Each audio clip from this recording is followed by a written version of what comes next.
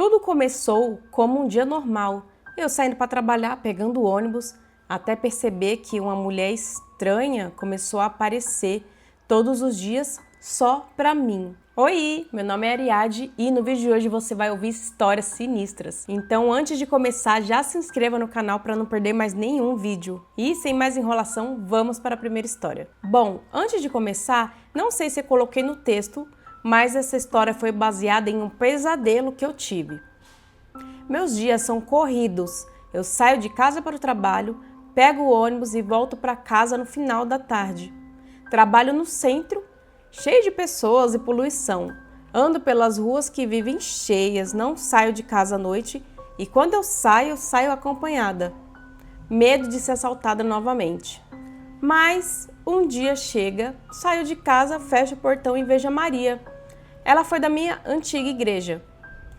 Mas conheci ela em outra cidade, a 4 horas daqui. Ela me disse um oi e eu respondi de volta com um oi também. Só isso, nunca fomos amigas, era só isso. No outro dia, a mesma coisa. Saí de casa, fechei o portão e de novo vi a Maria. Ela disse oi, só para mim. Toda a vizinhança estava ali. Uns saíam para o trabalho, outros saíam para deixar os filhos na escola, comprar pão, o carro do lixo passando, mas ela só falou comigo. Segui meu dia, voltei para casa e dormi. No outro dia de novo, a mesma coisa, Maria subia a ladeira e me dava um oi. E não falava com mais ninguém. Minha vizinha achava ela estranha. Essa mulher vive passando por aqui no mesmo horário, nem sei onde mora, mas ela conhece você. Dizia minha vizinha fofoqueira querendo respostas. Só dei todo o contexto de onde a conheci e ela já ia fazer a fofoca. No outro dia, eu vi a Maria subindo a ladeira como nos dias anteriores e ela me disse oi, mas dessa vez ela parou na minha frente e perguntou onde eu trabalhava. Eu disse que trabalhava no centro. A minha vizinha disse qual era a loja e puxou o assunto com a mulher enquanto eu saía de casa e ia para a parada de ônibus. No dia seguinte, a Maria não estava subindo a ladeira, ela estava na parada de ônibus, cheia de pessoas. Ela puxou o assunto comigo, ela só me respondia. Ela disse que iria no centro. Assim, chegamos no centro. Quando descemos do ônibus, pude notar que ora ela estava estranha, ora ela estava normal. Eu andava na multidão e achava estranho ela andar bem atrás de mim. Só que no meio de tanta gente, seu rosto ficava estranho de novo, leve sorriso forçado e ela ficava com grandes olhos. Não como se estivessem arregalados, mas como se estivessem aumentando de tamanho. Andei mais rápido para chegar no trabalho. Eu olhava para trás e ela ainda estava ali. Quando ela viu que eu estava olhando, ela me mostrou uma grande... eu não posso falar aqui, arma branca, né? Vocês sabem o que é arma branca. Beleza, ela mostrou esse objeto que ela segurava nas mãos, enquanto seu sorriso ficava imóvel. Chegou um ponto onde passei em uma rua mais deserta e ela correu atrás de mim. Mas logo eu corri para a multidão. 2 ruas abaixo estava acontecendo uma micareta. Vi um homem forte e careca e gritei por ajuda. Quando Maria chegou na micareta, todos estavam a olhar para ela, mas agora seu rosto estava normal. Ela me olhava com os olhos marejados. Eu posso explicar, mas eu não queria explicação. Eu queria ela longe de mim. Fui levada para o meu trabalho e meu chefe deixou os seguranças do meu lado. Mas no fim do expediente eu saí e ela estava ali. Corri para um supermercado e ela estava ali também. Em desespero, pedi ajuda para 2 motoqueiros. Eles me levaram para casa. E eu tenho medo de sair de casa amanhã e ela me dizer um oi. Essa história ela tá com um misto aí de sobrenatural? Sim, por causa da aparência estranha da mulher. Mas o mais esquisito e estranho aqui é que lembra aquela série Beberrena, da mulher que é uma stalker perseguidora de um cara e ela tá todo o tempo esperando ele sair de casa, do lado de fora da casa dele na rua. Então, é um misto aí de stalker com a mulher talvez ter algum distúrbio ou ela tá sendo possuída, alguma coisa do tipo ali. Esquisito. O que vocês acharam? Próxima história. O pastor alemão Max. Quando eu era criança, meus avós tinham um pastor alemão grande e cinza chamado Max. Ele era um cachorro super dócil, mas meus avós o mantinham acorrentado no quintal. Ai, tadinho. E eu não lembro de ninguém interagindo com ele, exceto nós, crianças. Quando ficávamos na casa dos meus avós, lembro-me de levar sobras de comida para o Max e deixar na tigela dele. A minha irmã e meus primos também se lembram disso. Com o tempo, a minha família se mudou para uma cidade a algumas horas de distância dos meus avós e passamos a ver o Max cada vez menos. Ele já era um cachorro idoso, mas me lembro que começaram a aparecer tumores em seu pescoço, então um dia ele se foi. Anos mais tarde, já adolescente, mencionei o Max para o meu pai, querendo saber exatamente do que ele havia falecido. Tínhamos um cachorro que havia falecido recentemente e os tumores deles me lembravam muito o que o Max tinha. Meu pai pareceu muito confuso por eu saber quem era Max. Ele disse que o Max tinha morrido de câncer, mas que ele foi o primeiro cachorro do meu pai, o que me deixou intrigado, já que ele mencionou um cachorro chamado Boots quando era criança. Ele disse que o Boots era um cachorro que seus pais compraram para substituir o Max, que morreu quando ele tinha 9 anos. Ele tinha certeza de que ele havia se confundido ou se lembrado errado do cachorro. É aqui que a história fica estranha. Meus primos e a minha irmã se lembram desse cachorro também. Eu juraria que ele já estava morto naquela época, mas até meus primos mais novos se lembram do Max. É aqui que a coisa fica completamente insana. Onde Max estava acorrentado havia uma plataforma de concreto. Quando pensávamos que ele tinha morrido, meus avós colocaram um galpão de ferramentas lá. E para piorar a situação, existem fotos minhas e dos meus primos, mais ou menos da mesma idade. Sou o neto mais velho, mas meus primos mais novos são 12 anos mais novos. E essas fotos a gente estava brincando no galpão ao fundo. O fato dos meus primos se lembrarem do cachorro não faz o menor sentido, considerando apenas isso. Mas essa não é a parte mais insana daquela situação. Quando eu era adolescente, provavelmente com uns 18, 19, ajudei o meu pai e meus tios a demolir aquele galpão. Na plataforma de concreto, bem na beirada, havia a marca de mão de uma criança com o nome do meu pai escrito embaixo e a pegada de uma pata grande, do tamanho de um pastor alemão. Debaixo da pegada, com a mesma caligrafia, estava escrito o nome Max. Até hoje, nenhum de nós sabe porque todos nós lembramos desse cachorro. Eu nasci no final dos anos 80 e ele morreu em 1969. Cara, que louco, né? Essa história parece muito memória falsa coletiva, quando muitas pessoas lembram de um fato e esse fato não existiu. Ou o tal do efeito Mandela. Pesquisem aí o que é efeito Mandela. Por exemplo, tem um efeito Mandela que eu não sei direito, mas eu acho que é sobre Dragon Ball, do desenho, que todo mundo lembra de um episódio X ou de uma final do episódio de um jeito, mas na verdade ela aconteceu de outro. Então, como que muitas pessoas, tipo centenas de milhares, têm certeza que assistiram uma série, um desenho que teve uma história e aconteceu de uma forma, e quando você cresce, você vai assistir o episódio final, vamos supor que seja isso, e ele tem uma história totalmente diferente. Tipo, aquilo que você se lembra não existiu. E não era só você que se lembrava, muitas pessoas também. Então, isso é uma memória falsa coletiva. Agora, fica um mistério aí, né? Se o cachorro era da infância do pai, como que hoje em dia as crianças teriam a lembrança de terem vivido com o cachorro quando foi na infância deles? Que loucura! O que vocês acharam aí? Próxima história. Eu percebi tarde demais que não era coincidência. Eu nunca fui o tipo de pessoa que acredita em coisas sobrenaturais. Sempre precisei de lógica, de explicações claras, de causas e efeitos bem definidos. Se algo parecia estranho para mim, era só uma questão de ainda não entender o suficiente. No fundo, tudo tinha um motivo. Era assim que eu enxergava o mundo, até começar a perceber certos padrões.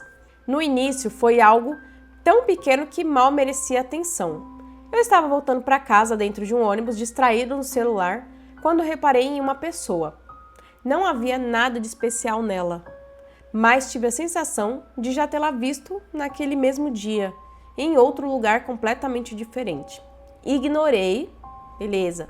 Cidade grande funciona assim mesmo. A gente cruza com um monte de gente com rostos repetidos o tempo todo. Só que no dia seguinte aconteceu de novo. Outra pessoa, outro lugar, mesma situação. E então começou a se repetir. Não era simplesmente encontrar alguém duas vezes.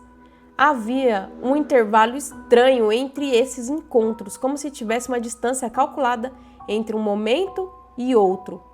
Eu via alguém em um contexto aleatório e horas depois aquela mesma pessoa surgia novamente, em outro cenário, como se tivesse sido posicionada ali. Ainda assim, a minha primeira reação foi racionalizar. Coincidências acontecem.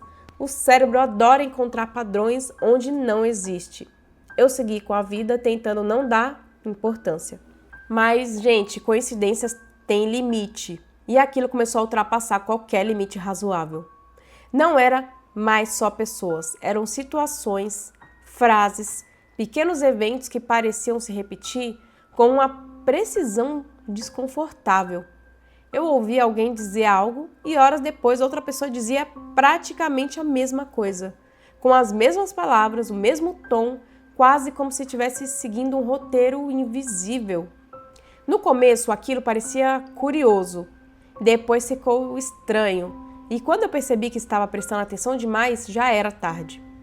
Porque quanto mais eu observava, mais evidente ficava. Então decidi testar. Nada radical, apenas pequenas mudanças. Escolhi outro caminho, responder de forma diferente, quebrar levemente o fluxo das coisas. A lógica era simples. Se aquilo fosse apenas uma sequência natural de eventos, qualquer alteração deveria mudar o resultado. E por um momento pareceu funcionar. Mas logo percebi que não era bem assim. Quando eu mudava algo, outra coisa mudava junto. Como se o sistema ao redor se reorganizasse para manter o mesmo desfecho. Eu evitava encontrar alguém e de alguma forma acabava encontrando outra pessoa que me levava à mesma situação. Eu tomava uma decisão diferente, mas o resultado final permanecia estranhamente parecido. Foi aí que algo dentro de mim começou a se ajustar também. Não era mais uma suspeita vaga, era uma percepção incômoda. Não eram os eventos que se repetiam, era o resultado. A sensação que veio depois disso foi difícil de explicar. Não era um medo imediato, era algo mais silencioso, mais profundo. Uma espécie de desalinhamento com a realidade. Como se eu estivesse vendo algo que sempre estava ali, sempre esteve ali, mas que nunca deveria ter sido notado. Comecei a ter uma sensação constante de reconhecimento. Não como um déjà vu comum, vago e passageiro, mas como uma lembrança clara. Eu sabia o que ia acontecer em seguida. Sabia o que alguém diria antes mesmo da pessoa abrir a boca. Não como uma previsão, mas como se eu já tivesse vivido aquilo exatamente da mesma forma. E isso não acontecia às vezes, era frequente, era constante, quase inevitável. Foi nesse ponto que eu percebi que tentar mudar as coisas não funcionava como eu imaginava. Não importava o quanto eu tentasse sair do padrão, tudo parecia se ajustar ao redor para me trazer de volta ao mesmo tipo de resultado. Como se existisse um caminho já definido e qualquer desvio fosse apenas temporário. A sensação de liberdade começou a desaparecer. Não completamente, mas suficiente para deixar uma dúvida permanente no fundo da mente. Até que ponto minhas escolhas realmente mudavam alguma coisa? E então aconteceu algo que quebrou pelo menos em parte esse ciclo. Eu encontrei alguém. Não foi um encontro dramático, nem carregado de significado aparente, mas no momento em que aconteceu, eu soube. Não foi um pensamento racional, foi uma certeza imediata, quase instintiva. Aquela pessoa também percebia. Nos primeiros momentos nada foi dito, mas havia algo nos olhares, nos silêncios, na forma como certas coisas eram evitadas, que deixava isso claro. Era como se existisse um entendimento compartilhado que não precisava ser explicado. Até que, em um desses encontros, ela falou, baixo, com cuidado, como se não fosse algo que deveria ser dito em voz alta. Perguntou se eu também tinha percebido. Eu demorei para responder, porque naquele momento, confirmar aquilo tornava tudo mais real do que eu gostaria. Mas acabei confirmando. E a resposta que recebi foi pior do que qualquer dúvida que eu ainda tinha. Ela disse que, então, eu já devia ter entendido que não adiantava tentar mudar. A conversa que veio depois foi fragmentada, quase evitada, como se cada palavra precisasse ser medida antes de existir. Ela contou que passou pelas mesmas frases.